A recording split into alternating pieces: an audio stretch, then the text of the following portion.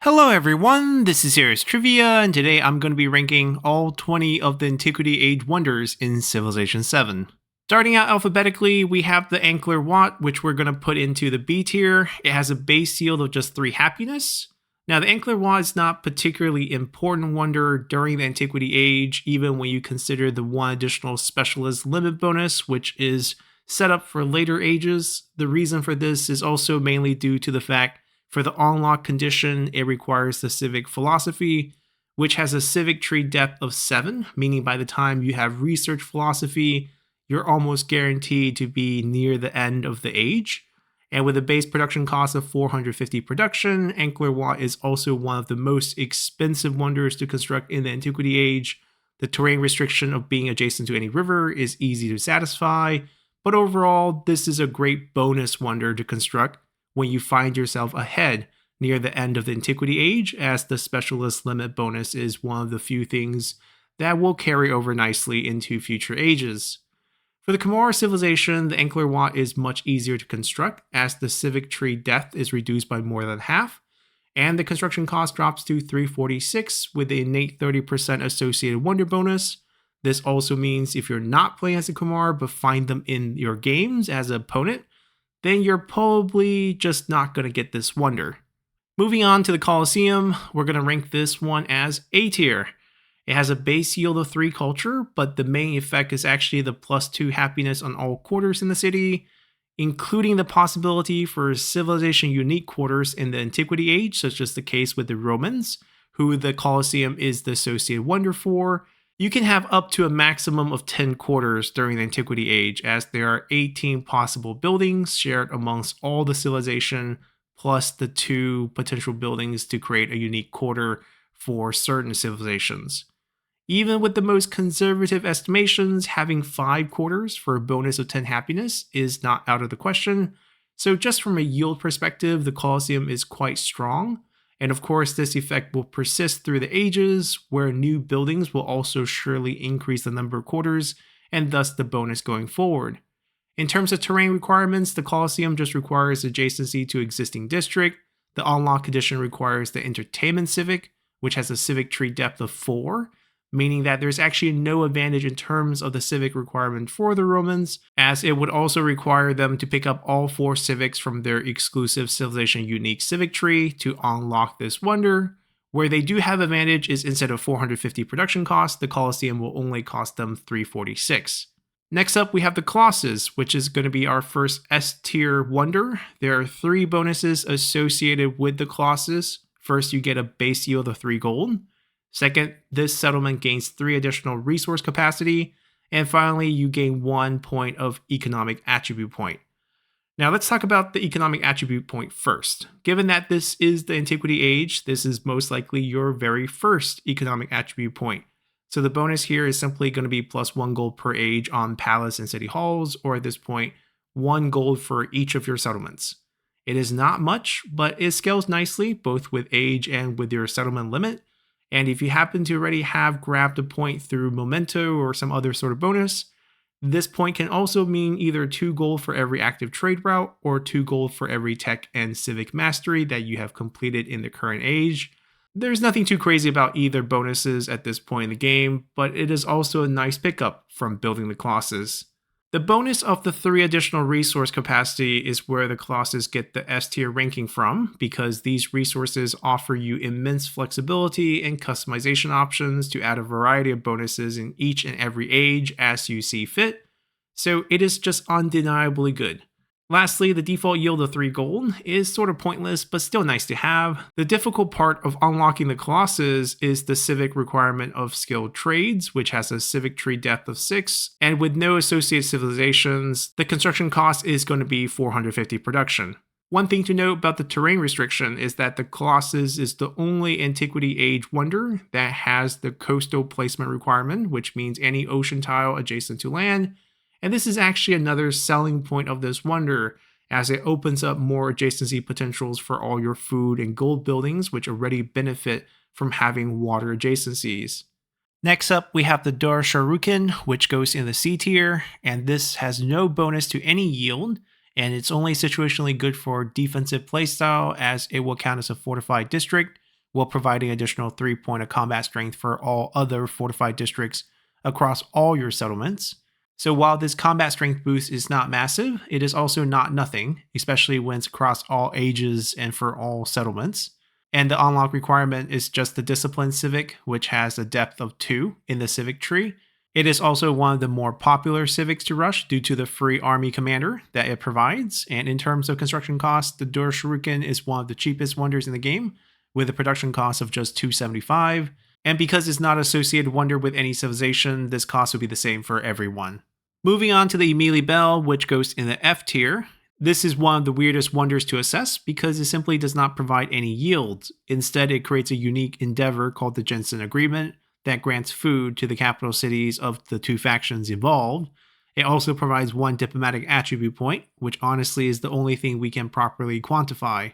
And once again, we're going to assume this is your first diplomatic attribute point, given that we are in the Antiquity age, and this means you're either getting 1 happiness per age for every settlement, or 1 influence per age. Neither bonus is going to be that impactful, but given the scarcity of influence, getting this 1 additional influence per turn probably means 2 extra endeavors over the course of the Antiquity age. As for the unique Jensen Agreement, while I don't think it's a bad endeavor, the issue once again is the scarcity of influence, especially in the Antiquity age, which limits how often you can utilize diplomatic actions, such as endeavors. So Emile Bell can become an absolute useless investment. In terms of unlock requirement, it requires only the mastery of the Code of Law Civic, which puts it at a Civic tree depth of 4.5. The construction cost is 275 production, which once again is the cheapest it can be for wonders and a pretty accurate reflection of how weak it is. For terrain restrictions, it has to be placed on rough tile and is not associated wonder with any civilization. Moving on, we have the Gates of All Nations in Tier C. Now, this ended up here because Tier C is probably where I will put all the circumstantial wonders, where the bonuses can be great under the right circumstances or a complete flop. In this case, the Gates of All Nations provides 2 points of war support, which is a nice bonus to counteract the decreases in happiness and combat strength from negative war support. But it can also be completely useless if you're not involved in many wars or you have the diplomatic backing to maintain your war support. So in some situations, this can be life-saving, but in most situations, it will be a big commitment of early production for a reward that is far from a guarantee. In terms of the unlock requirements, the Gates of All Nations requires the mastery from the Discipline Civic, which gives it a civic tree depth of 2.5. The terrain restriction is just adjacency to existing district, and the production cost is quite low at 275, but this is a Persian associated wonder. So for the Persian player, the construction cost is just 212. Next up, we have the Great Stele, which goes into the F tier, and probably is the worst wonder in the game, because the effect is a mere 200 gold for every wonder you complete in this city. And even when you include this one, the amount of gold is so little that even for the Antiquity age, it just does not make sense to build this wonder. To give some perspective, the gold cost to production ratio in the game is 4 gold for every point of production. So for the simplest warehouse buildings such as the granary, the production cost is 55, so the purchase cost is 220. This means after you invest 275 productions to construct the Great Stele, you are rewarded with 200 gold, which is not even enough to purchase the basic granary outright. Another way to look at this is to convert the 200 gold into a 50 production refund. But because this amount never scales with age, the wonder refund rate remains forever at 50 production, even as the production cost of new wonders skyrockets into the thousands by the modern age. But just in case you want to build this wonder anyway for the adjacency yield, the unlock requirement is the writing tech, which has a tech tree depth of 3, and the terrain restriction is just the flat tile. Lastly, this is the associated wonder for customites who can construct it at the cheaper cost of 212. Then moving on, we have the Humunga Maui. Now, at first glance, the Humunga Maui feels like a circumstantial wonder belonging in Tier C because of the bonuses to fishing boats. But if we consider how map generation in Civ 7 is always going to give you plenty of coastlines with the new age transition to exploration age, I would say the terrain limitations of coastal tiles is the least punishing here. And when we break down its effects, it actually has 3 bonuses. The most useless bonus here is going to be the base yield of 2 culture. The next slightly useful bonus is the 1 point of cultural attribute, which most likely is going to be your first point and will give you 1 culture per age in all your palace and city halls. So basically 1 culture per settlement during the Antiquity Age. Now, if somehow this happens to be your second cultural attribute point, then it becomes incredibly powerful, as now you have the choice between 10% production towards constructing wonders or 25% culture boost when studying civic masteries. Both are very useful and worth grabbing, and thus makes the Humanga Maui a pretty decent wonder already. Last but not least, the main bonus of this wonder is +1 food and culture on every fishing boat in this settlement. Considering that the fishing boat can be placed on navigable rivers, inland lakes, and coastal tiles, this bonus can become quite substantial under the right circumstances. So overall, I think the baseline average for this wonder is at least B tier, and if the starting location of your capital is particularly landlocked, then maybe this drops down to C, and likewise, if you have a lot of fishing boat tiles, then this can easily be S tier wonder for you as well. The unlock conditions for this wonder is navigation tech, which has a tech tree depth of 5, and the terrain restriction is any grassland or tropical tile that has coastal adjacency. The production cost is middle of the pack for Antiquity Age wonders at 375, and it is not associated with any civilization. Now, continuing here with the Hanging Gardens, we're going to put this at A. Initially, I thought the Hanging Garden could be a S tier wonder because food is simply king in the game. But after breaking down the numbers with growth rate bonuses, I changed my mind and dropped it to A tier. So let's break it down a bit. First, the Hanging Garden will add 1 food to all farms in this settlement. This is actually not as much food as you might think, because of the 36 possible tiles in your settlement, I'm going to bet that maybe half will end up being urban or resource tiles. Then of the 18 left, you're bound to have at least some water and mountain tiles. Then from the 12 or so tiles remaining, you're going to end up with some wonders, some terrain features that cannot be turned into farms, as chopping is no longer an option without workers, so you're stuck with whatever terrain type you get.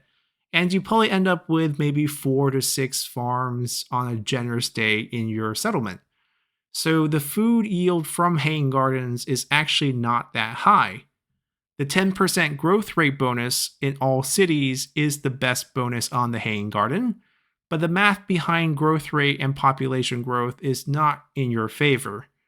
For those unfamiliar with how Civ 7 calculates percentage bonus to growth rate, purchasing costs, production towards buildings, civics, or tech, it essentially creates this diminishing return. So using growth as our example, the amount of food required for each new population looks something like this, where the first population will require you 30 food, then 34, 45, 76, 139, 247, 417, and so on until it gets to astronomical numbers like 16,678 food to go from population 20 to 21. This is a massive shift from how food requirements looked in Civ 6, and it's mainly due to 2 major changes in the game. First, you now have towns which can be specialized and send their food to the cities. And second, the population gain from urban districts and buildings no longer count as a growth event that moves the food requirement up 1 level. So you can end up with, say, a population 30 city where your food requirement is still at population 20 levels, because you ended up with a lot of buildings that artificially increased your population. Now, how growth rate factors in here is that it changes how much food is required for you to reach your next population. And the math behind that is equal to the default food amount divided by 1 plus the sum of all your growth rate. So in the case where you have just 10% growth rate, the food requirement for your first population growth event drops from 30 to 27.3, as you have 30 divided by 1.1, where the 0.1 represents the 10%. Another way to think about the growth rate discount is to take the reciprocal of 1 plus whatever the sum of all your growth rate bonus is. So a 10% growth rate ends up being 90.9% of the original value, And a 25% growth rate becomes 80%, 50% growth rate becomes 66.7%, 100% growth rate gets you a 50% discount, and so on. And this quickly becomes a game of diminishing return, as your first 10% gave you almost a 1-to-1 discount of close to 9.1%, but by 20%, this has dropped to 16.7%, and 100% is half to 50%, as you can see from the graph here. Therefore, while this first 10% growth rate from the Hanging Garden is a great bonus to have, other growth rate bonuses from different sources, such as food buildings in every age, as well as some of the attribute point, will greatly diminish the effect you get from this wonder. So while the Hanging Garden is good, I don't think it's S tier good. Lastly, the Hanging Garden will give you 1 point of expansionist attribute point, which at level 1 gives you a 25% production boost to training settlers. And here, once again, it's going to use the same formula as the growth rate, so this 25% bonus actually equals to a 20% discount as you're taking the reciprocal or dividing by 1.25. This is definitely not a bad bonus to grab, as you want as many settlers as you can afford in terms of settlement limit to expand out the towns to support your cities. But if you happen to have a second attribute point, then you can get another 10% growth rate on cities, or even +1 food per age on all your warehouse buildings, and it really makes the Hanging Garden even more powerful and much closer to S tier. But for now, I'm going to hold my ground here and keep it as a high A tier wonder. In terms of unlock requirements, the Hanging Garden will require the irrigation tech, which has a tech tree depth of 4, and the terrain restriction is just river adjacency. The total production cost is low at just 275, and there's no associated civilization for this wonder. Up next, we have the Mausoleum of Theodoric, which goes into B tier. Now, this is kind of similar to Gates of All Nations in that it will excel in war, but unlike the Gates of All Nations, it contains a bit of additional bonuses to lift it to B tier. Breaking down these bonuses, this wonder has a base yield of 3 production, which is not nothing. And then for the war component, it grants units 100% yield in HP from pillaging enemy tile improvements. This obviously will scale based on how many wars you get yourself involved in, and can be crazy good or absolutely 0 if you end up just not pillaging. Then finally, you're given 1 military attribute point, which is either 5 bonus combat strength against independent powers or city-states, or 1 war support for all war. Neither bonus is that groundbreaking, and the secondary military attribute bonuses are not that great to warrant much consideration here either. So overall, I think this wonder is better than circumstantial tier, but not by much. In terms of unlock requirements, it needs the civic organized military, which has a civic tree depth of 4, and the terrain restriction is coast adjacent. There is also no associated civilization for this wonder, and the construction cost is 450 for everyone. Continuing with the Monk's Mound, we have another S tier wonder. Now earlier we put the Colossus at S tier because of the 3 resource capacity, so it should come as no surprise to see the Monk's Mound join the S tier here, as it's going to provide 4 resource capacity and a base yield of 3 food, which is arguably better than the base gold yield of the Colossus. The unlock requirement is the Commerce Civic, which has a civic tree depth of 7, making this one of the more difficult wonders to unlock in the Antiquity Age. To make matters worse, it is the Mississippian Civilizations Associated Wonder. So if they're in the game, this wonder is near impossible to get, as they can unlock this much faster, and the construction cost is only going to be 346 for them, versus every other civilization paying 450.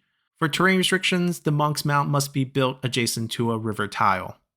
Moving on to the Mundo Perdido, we have it in tier C, as this is the poster boy for circumstantial wonders. In a city with lots of tropical tiles, it will add 1 happiness and science to each one of those tiles, but this also requires you to not place urban district over these vegetated tiles. Additionally, since the effect mentions city specifically, you also can never let this settlement revert back to a town during any of the age transition, or else you risk losing the bonus. The good news here is that this is a wonder that is tailor-made for its associated civilization, the Mayans, which has a strong tropical starting bias, but at the same time, It makes this wonder much less attractive and accessible for all other civilizations. Looking at the unlock requirement, it needs the mastery of the mysticism civic with the civic tree depth of 2.5. The terrain restriction is unsurprisingly a tropical tile, and the construction cost is 212 for Maya and 275 for everyone else. Now next up, we have Nalanda, which goes into the B tier. It has a base science yield of 3, which is not bad. Most importantly, it offers 2 codex slots and 1 free codex, which provides you with at least 2 more points of science and potentially 4 more points once you've filled both codices spots. It is a major help for pursuing the science legacy in the Antiquity Age, but because of the reset mechanics, Nalanda does not scale well past the Antiquity Age as codices become obsolete and turn into just 1 extra point of science. The 1 science attribute point is most likely your first point, so it will give you 1 science per age on the palace and city halls, or simply 1 science per settlement in the Antiquity Age. If it is your second point, you can get a 25% science boost towards all tech masteries, or a 15% production boost towards constructing buildings. Both are pretty average bonuses, so it doesn't weigh much into my rankings here, as I think Nalanda is at best a B tier wonder that is mostly useful just during the Antiquity Age. The unlock requirement is Literacy Civic, which has a civic tree depth of 6, and the construction cost is 450. It is not associated wonder and must be placed on plains tiles. Up next, we have the Oracle, which also goes in tier B. Now, this is a difficult wonder to quantify because it's based entirely on narrative events, which triggers in somewhat of a predictable manner in the game, with most events having preset triggers and some random ones. Regardless, my rationale behind ranking this in the B tier is mainly because the culture reward from narrative events feels a bit low compared to civic costs and compared to other culture-based wonders such as the Pyramid of the Sun, which we will cover soon. Essentially, optimistically speaking, maybe you average 1 event every 5 turns, which I think is more than generous. This means the culture gain from these events average to just 2 culture per turn, and combine it with the 2 culture base yield, and you're looking at a very expensive building for just 4 culture and the wonder adjacencies for your other buildings. For unlock requirement, it requires the Public Life Civic, which has a civic tree depth of only 3. It is an associated wonder for the Greeks, but they don't really have advantage here in terms of civic requirements. Construction cost wise, they do get the discount to 289 versus the standard cost of 375. For terrain restrictions, the Oracle must be placed on a rough tile. Now, continuing, we have the Desert Darling Petra returning, and unsurprisingly, it ends up in tier C for circumstantial wonders. With a base yield of just 2 gold, it mainly boosts the yields on your desert tiles in the settlement, so the effectiveness of this wonder depends entirely on how many desert tiles you have. Now, the unlock requirement is the Code of Law Civic, which has a civic tree depth of 4. It is not an associated wonder for any civilization, so the construction cost is 375 for everyone. And of course, the terrain restriction is that it must be built on desert tile. Next up, we have the Pyramid of the Sun, which ends up in S tier because it gives you a lot of culture. With a base yield of 3 culture and additional 2 points of culture in every quarter in the settlement, this wonder will probably give you at least 15 culture and up to 23 if you construct all the buildings of the Antiquity Age. This number can further increase in future ages, and it's just a lot of culture. It is also one of the few wonders that is unlocked by a late tech, in this case mathematics, which has a tech tree depth of 6. This means you can pursue a strong science start, rush this wonder with less competition, and then use the culture generated from this wonder to catch up on civics. For terrain restriction, the Pyramid of the Sun needs a flat terrain with district adjacencies, and the construction cost is 450 for everyone, as it is not associated wonder for any civilization. Then from one pyramid to the next, we have the official pyramids, which is another one of those terrain-based circumstantial wonders, as it finds itself in tier C. It will increase the golden production by 1 on all minor and navigable river tiles in the city. This is not a difficult terrain type to have in your starting city, so we're not really docking it for being circumstantial in this sense, but the placement requirement on the pyramid is very difficult and almost certainly blocks most civilization not named Egypt from building it. This is because the pyramids must be placed on a desert tile that is also adjacent to a navigable river. So unless you have the starting biases of both desert and navigable river, such as the case with Egypt, most of the time you will not find a single tile in your cities that fit this criteria. So for this reason, it ends up in the C tier. In terms of unlock requirements, it requires the masonry technology, which has a tech tree depth of just 3. And as hinted before, it is the associated wonder of Egypt, which allows it to build the pyramid at a discounted cost of 212 versus 275 for everyone else. Next up, we have the Sanchi Stupa, which is a powerful and synergetic wonder that ends up in the S tier. The base yield is just 2 happiness, but for every 5 happiness in this settlement, you will also gain 1 culture. This scales incredibly well with the right resources and building choices in the city. Furthermore, the more happiness you have, the more celebrations you get. And with more celebrations, you get more social policy slots, which you get to utilize because those same happiness are now also giving you culture to help unlock more civics that in turn gives you more social policy choices. So it is just a full circle of goodness. And for unlock requirement, it needs the mastery of the citizenship civic, which gives it a civic tree depth of 5.5. And this creates a bit of a problem since it's the associated wonder of the Marines, who can unlock this much faster and construct it at the discounted price of 289 versus the standard 375. But for terrain restriction, it just requires a plains tile. Continuing, we have the Terracotta Army. Now this was one that I struggled with ranking because I couldn't quantify how strong the 25% army experience bonus would be, as it's definitely strong, but still a bit circumstantial. Clearly, if you're building the Terracotta Army, you're probably preparing for a decent amount of wars, as it will give you your second free army commander, which is worth 100 production by itself. On top of that, you get a base yield of 2 production, and of course, faster level ups for all your army commander going forward. This can be extremely powerful and can make the Terracotta Army S tier worthy, but at the same time, not everyone's looking to play a domination game. So in the end, I docked a tier off Terracotta Army and put it in the A tier. In terms of unlock requirements, it requires the Tactic Civic with a civic tree depth of 3. It is not associated wonder for any civilization and has a construction cost of 375 and is restricted to the grassland terrain. Now our final wonder here is going to be the Weiyang Palace, which I placed in the A tier. Now at first glance, the 6 points of influence doesn't seem like much since it also doesn't scale into the later ages, but because of how scarce influence is as a resource, to the point where you almost never overbuild over your influence buildings from the previous ages, I think the 6 points of influence on the Weiyang Palace is good enough to put it in the A tier. In terms of unlock requirements, it's going to need the Citizenship Civic, which have a civic tree depth of 5, and because it's associated wonder of the Han, they can unlock this a little faster and build it at the cost of just 289 versus the standard 375 for everyone else. The terrain restriction here is also simply a grassland tile.